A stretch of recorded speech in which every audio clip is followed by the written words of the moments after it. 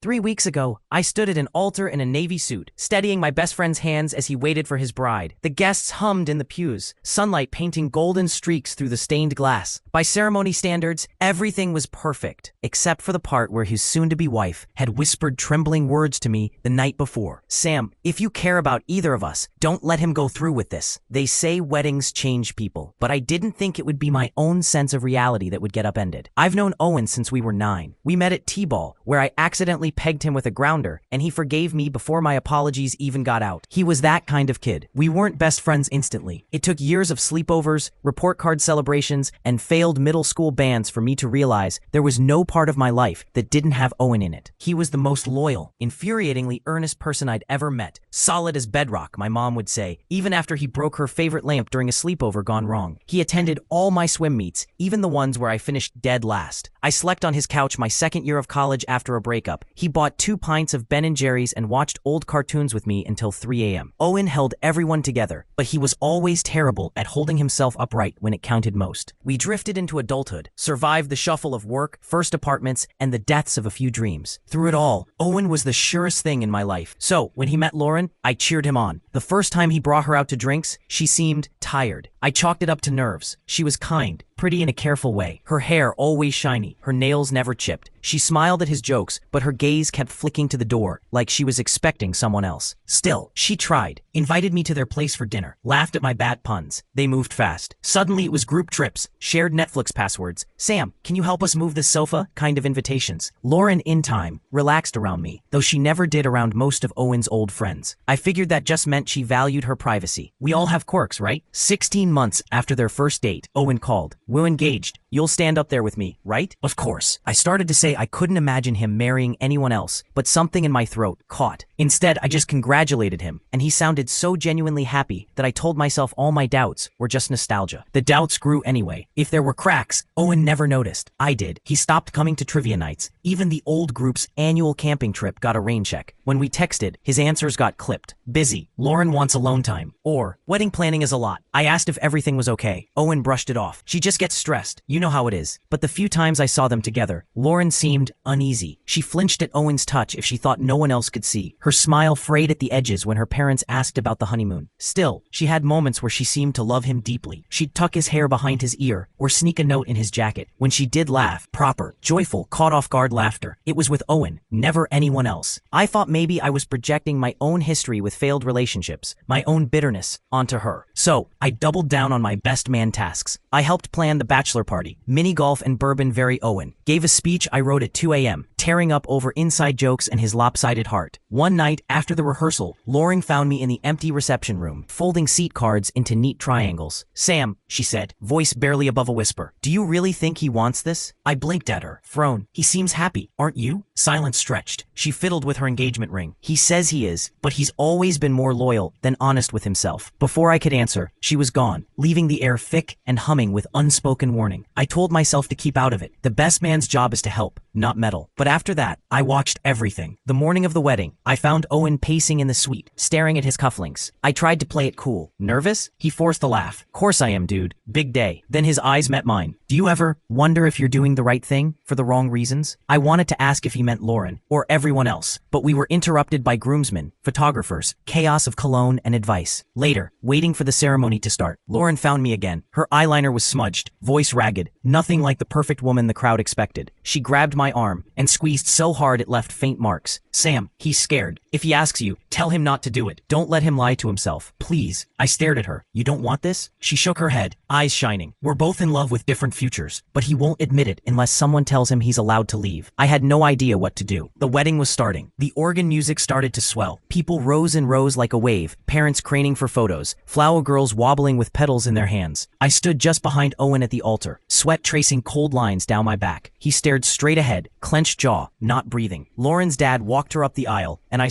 really saw, the tension in her posture, the set of her mouth, the glimmer of panic behind her veil. I met her eyes for a heartbeat as she passed. In that instant, her message from the night before echoed in my brain until it drowned out the priest's words. If you care about either of us, don't let him go through with this. The first half of the ceremony blurred. The priest delivered practice jokes. Guests murmured with laughter. The scent of lilacs wafted from the front pew. Owen's hands shook as he held Lauren's. When it was time for the vows, I watched both of them like a detective, searching for any sign that they might speak up, call for truth, fracture the ceremony. He hesitated, for less than a blink, but I saw it. The question flickered in his eyes. Was he waiting for me to say something? We'd shared hard truths before. The "are you sure?" The "you don't owe anyone happiness at your own expense." But not here, not now, in front of everyone, at the sharp tip of everything that makes a wedding so powerful and so dangerous. Lauren's vows were beautiful and broken. When her lips trembled, the audience sighed, thinking it was emotion instead of fear. Owen's voice was strong, ringing clear, but to me, it sounded brittle, not brave. My chest ached. I was supposed to stand by him for anything, but what if the thing he needed most was someone willing to risk being hated? The speak now or forever hold your peace moment came and went. I almost said something. I almost didn't, but Owen didn't look back. He put the ring on her finger, and she mirrored the gesture, neither quite meeting the other's eyes. Applause crashed around us. I hugged them both, felt Lauren's grip shake. Afterward, as people surged to the reception, Owen caught my sleeve. "You okay?" I asked, voice barely audible. He swallowed. "I don't know." His eyes, red-rimmed, darted away. Was there anything else I was supposed to do? I wanted to shout, "You can still leave. It isn't too late." But the moment had slipped by, and now the only thing I could hear was the MC announcing their first dance as husband and wife. The reception felt like a fever dream. Speeches blurred together. Lauren spun through dances, face locked in a smile so perfect it was almost a threat. Owen's jokes, always his armor, grew forced. When it was my turn to give the best man speech, I barely recognized my own voice drifting through memories of our childhood, each anecdote folding into the next like a secret apology. I ended by raising a glass, my hands sweating through every tap and cheer. The bouquet was tossed. People loosened ties and heels and spirits. Lauren slipped outside near midnight, her mother trailing behind, more shadow than support. Owen apparently disappeared for air. Eventually I found him at the edge of the hotel's parking lot, sitting on the curb. The moon made his face alien, all sharp features and old pain. He didn't look at me. "Do you ever feel like your life stops belonging to you?" I sat next to him. "Sometimes," I admitted. "But it's never too late to call it back." He shook his head, laughter rough as gravel. "Tonight it is." We sat in silence until the party behind us began to wind down. I wanted to reach out, to say whatever magic phrase would untie his fear, but none of my words would have been enough. He stood, tried to smile, clapped me on the shoulder. "You're a good friend, Sam." He didn't sound like he believed it. Lauren left 2 voicemails in the next week. The first was all apologies. "Sam, don't think badly of me, please." And the second was lower, almost a whisper. "I hope you're watching him. I'm worried I can't help." I tried to keep a regular cadence with Owen, but he dodged brunches, canceled dinner plans. His texts grew erratic. "Been sick, sorry man," or "we'll catch up soon." Even his social media, usually a stream of dad jokes and pet photos, went silent. One afternoon, Lauren called me out of the blue. I picked up, heart pounding. "I made a mistake," she said. "We both did." I thought she'd ask me to intervene again, or to apologize for dragging me into their mess, but she just said, "I needed someone to tell me it was okay to stop." Her voice broke. Neither of us had the guts to say it. "Do you want me to talk to him?" I asked. She was quiet. "That's not what he needs anymore." The months passed in a fog of avoidance. I focused on work, distanced myself, tried not to take sides, but small news trickled in. Lauren moved into her sister's apartment for space. Owen joined a pickup basketball league across town, started sleeping on that cousin's couch he always made fun of. When we finally saw each other, it was 6 months post-wedding, at a random Wednesday trivia. He looked gaunt, lost, but there was a defiant shadow of the old Owen, tough, honest, teetering on the edge of saying everything at once. I sat down across from him and said, "How are you, man?" expecting nothing. He surprised me. "I'm a mess." A grin, shaky but real. "But at least it's my mess." You know, I realized, slowly, this wasn't about me rescuing anyone. I'd failed to stop the wedding, failed even to say what I wanted to say. But there's a strange mercy in seeing someone take back their own life, piece by painful piece. Lauren filed for annulment within a year. I heard through mutual friends that she moved to the West Coast and opened a tiny bakery. Owen kept up with his league, got a temp job at a shelter nearby, and for the first time in ages, started calling me just to talk. "If you could go back, would you stop us?" he asked one night, both of us staring at the city lights from his third-floor walk-up. I took my time to answer. "I'd tell you to be honest. That's all." He nodded. "Maybe next time, for both of us. Life doesn't tie up in bows and backslaps just because the hardest part is over." About a year after Owen's annulment went through, I realized the saga had quietly reshaped both our lives, not with grand gestures or revelations, but with the subtle, slow eddying of new habits and slightly different hopes. Owen fell off my radar again for a while, but not in the same tangled way. We started drifting into each other's lives, quietly. Sometimes he'd text me a bad meme or an unsolicited recommendation for a hole-in-the-wall taco stand. Sometimes I'd initiate, sharing updates about mutual friends, or a half-ironic moan about work. I worried less about checking up on him. It wasn't monitoring, just friendship on a gentler setting. It took another 6 months, 2 birthdays, and a Christmas that Owen spent with his family, quietly declining even polite invitations, to properly sit down in the same room again. There was a familiarity, but with a shared undertow. We'd both come through something that left us older and with fewer illusions. That winter, we started playing board games weekly at a cafe near my apartment. It was low-stakes comfort: Catan, chess, trivia cards, sometimes dice games with rules we made up as we went. Sometimes other people joined, sometimes not. It didn't matter. That's when our conversations started going deeper again, not out of nostalgia, but because we were two people growing back into ourselves. One snowy night, Owen arrived late, snow clinging to his hair and boots. He apologized, sheepish. "Late shift at the shelter," he explained. "Couple of the older guys just want someone to play checkers with." We settled in with coffee, and as we shuffled the cards, he finally asked, "Were you ever angry at me?" I thought about it. I'd cycled through so many versions of anger: righteous, regretful, frustrated, even jealous. But now, all that was left was something tired and almost forgiving. "I was angry you didn't ask for help," I said, tapping the tabletop. "But if I'm being honest, I'm prouder of you now than I ever was, even after all the mess." He frowned, studying his drawn hand of cards. "It's weird. I thought I'd come out of all this either hating myself or hating Lauren, but I don't. Not really." "That's growth, man," I said, grinning, even if it was a little forced. He snorted, then went quiet. After a while, he said, "I keep thinking about that day, at the altar. Part of me was just waiting for someone to tell me to run." "Would you have listened?" "Probably not," he admitted. "But all I needed was to see that someone else saw I was struggling. I didn't want saving. I wanted permission." That hit me harder than it should have. I realized that for so many years, I'd been so desperate to fix things for Owen, or shield him, or even fix his happiness for him, that I missed how much he needed me just to see him, scared and uncertain, and let him be honest. Lauren texted me the following spring. It came out of nowhere, a short, almost businesslike note. "Hey Sam, I heard from my mom that Owen's doing better. I wanted you to know I'm okay too. Thank you for not hating me, or blaming me more than was fair. Maybe, someday, we'll all be lighter." I sat with that for a long time. I thought about replying, but something quieter, gentler, older, stopped me. I didn't need closure from her, or even forgiveness for how much we'd all failed each other. They say time heals. I think time just puts new layers of meaning over old scars. Owen eventually met someone new. Her name was Maya, and she was nothing at all like Lauren. Loud, bold, persistently hopeful. She met me at the board game cafe one night, introducing herself by challenging me to Jenga and telling Owen, "If he cheats, I'll never bake you cookies again." Their relationship was different from the start. No frantic, dizzy infatuation or uneasy silences. When Maya was stressed, Owen didn't disappear. He showed up. When Owen flinched, Maya called him on it, gently but firmly. One night, after Maya went home early, he turned to me. "You know what's wild?" he said, swirling the last of his coffee. "I still get scared sometimes that I'll mess this up, but I'm not lying to her, and I'm not lying to myself. Not anymore." "That's what matters," I said, and we played another round.